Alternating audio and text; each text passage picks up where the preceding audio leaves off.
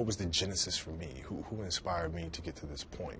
You know, when I face adversity and I look at it as a challenge or an opportunity, where did that come from?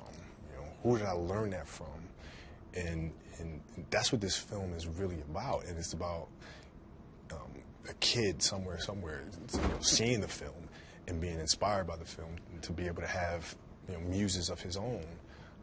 That's really what it's about. I just cold call people, absolutely. I just cold call people and just pick their brain about stuff. And, you know, some of the questions that I'll ask will seem really, really simple and stupid, quite honestly, for them. But if I don't know, I don't know. I have to ask. And so I'll just do that. I'll just ask questions, and I want to learn more about how they build their business, or how they run their companies, and, you know, how they see the world. And once you have the passion, the thing that you're passionate about now, you can look at other people or other entities or other things or works of art, and you can draw things from that to help you be better at what you do, by looking for those common denominators.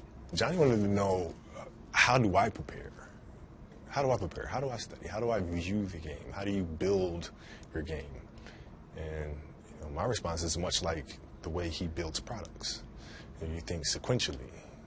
You know, yeah, you look at this, the end result of what you want to create, but in order to create that, there's so many other little things that go into this massive entity or device. And it's no different than building my basketball game. You start with, what do you want your game to be? What would make your game most unstoppable or hard to deal with? And now you work backwards from there, and you start building it one piece at a time, one move at a time, one counter at a time. So there's a lot of similarities there. You know, if you take people, and I've told you this, and you expose them voluntarily to things that they are avoiding and are afraid of, you know, that they know they need to overcome in order to meet their goals, their self-defined goals. If you can teach people to stand up in the face of the things they're afraid of, they get stronger. And you don't know what the upper limits to that are, because you might ask yourself, like, if for 10 years, if you didn't avoid doing what you knew you needed to do, by your own definitions, right, within the value structure that you've created, to the degree that you've done that, what would you be like? Well, you know, there are remarkable people who come into the world from time to time, and there are people who do find out over decades-long periods what they could be like if they were who they were, if they spoke their being forward. And they get stronger and stronger and stronger, and we don't know the limits to that. We do not know the limits to that. And so you could say, well, in part, perhaps the reason that you're suffering unbearably can be left at your feet, because you're not everything you could be, and you know it.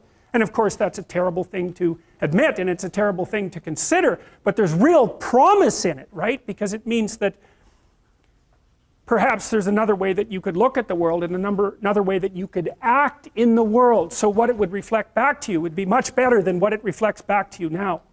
And then the second part of that is, well, imagine that many people did that, because we've done a lot as human beings. We've done a lot of remarkable things, and I've told you already, I think before, that today, for example, about 250,000 people will be lifted out of abject poverty, and about 300,000 people attached to the electrical power grid. We're lifting people out of poverty collectively at a faster rate that's ever occurred in the history of humankind by a huge margin. And that's been going on unbelievably quickly since the year 2000. The UN had planned to have poverty between 2000 and 2015, and it was accomplished by 2013. So there's inequality developing in many places, and you hear lots of political agitation about that. But overall, the tide is lifting everyone up, and that's a great thing. And we have no idea how fast we could multiply that if people got their act together and really aimed at it.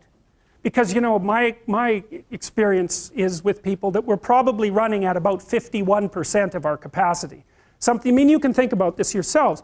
I often ask undergraduates how many hours a day you waste, or how many hours a week you waste. And the classic answer is something like 4 to 6 hours a day. You know, inefficient studying, watching things on YouTube that not only do you not want to watch, that you don't even care about, that make you feel horrible about watching after you're done. That's probably 4 hours right there. You know, you think, well, that's 25 hours a week, it's 100 hours a month, that's 2.5 full work weeks, it's half a year of work weeks per year. And if your time is worth $20 an hour, which is a radical underestimate, it's probably more like 50 if you think about it in terms of deferred wages. If you're wasting 20 hours a week, you're wasting $50,000 a year. And you are doing that right now. And it's because you're young, wasting $50,000 a year is a way bigger catastrophe than it would be for me to waste it, because I'm not going to last nearly as long. It's better to have 100 people love you than 1 million people that just sort of like you. And so do things that don't scale. And if you do, maybe people love something you love so much, they'll tell everyone about it, and you might end up with millions of people after all. I think it was literally my dad, never give up. That's been like the slogan in the back of my mind every single day. The other one would be just that you'll always be learning. And that's what I learned from Nelson Mandela. He was like, I'm 90 and I'm still learning today. And I was like, what can you tell me? It's like, I'm still learning today, and it's okay to be learning.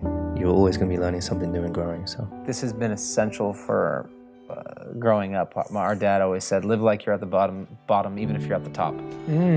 Not saying I'm at the top, and I never was, but I think I've gotten to a place where I could be feeling myself, and that brought full circle back to humble beginning conversation. To turn your nerves into excitement. And I was annoyed by how all the journalists asked all the athletes the same stupid question. Literally, everyone. Were you nervous? Or are you nervous? Whether it was before or after the event. Every single time.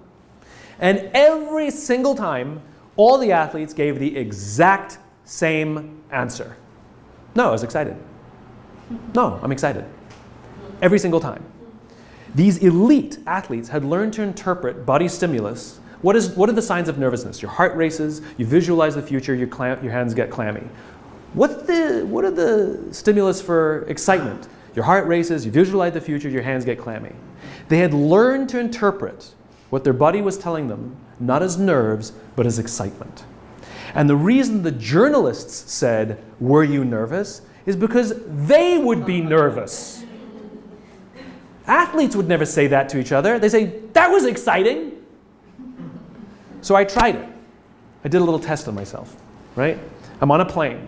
We start hitting some really bad turbulence. I go, and then I say to myself, literally out loud, this is exciting. And I was fine. So I do it a lot now. When I find myself getting nervous, I say to myself, this is so exciting, and I'll explain the reason to myself why. Like an actor, you don't get nervous when you go on stage anymore, but occasionally you do. So I get to go on stage a lot, and I don't really get nervous much anymore, but I was going to present to 3,000 chiefs of police right in the middle of all this police brutality hullabaloo. And I got really nervous because the stakes were really high, you know? And I was literally getting nervous backstage. And I said to myself, this is so exciting. I have an opportunity to talk to a group of people who can actually affect change in this country. This is really exciting. Now, I could have said the same thing. I'm so nervous. I'm about to talk to people who can... But the interpretation was excitement. Just change the narrative. It works brilliantly well.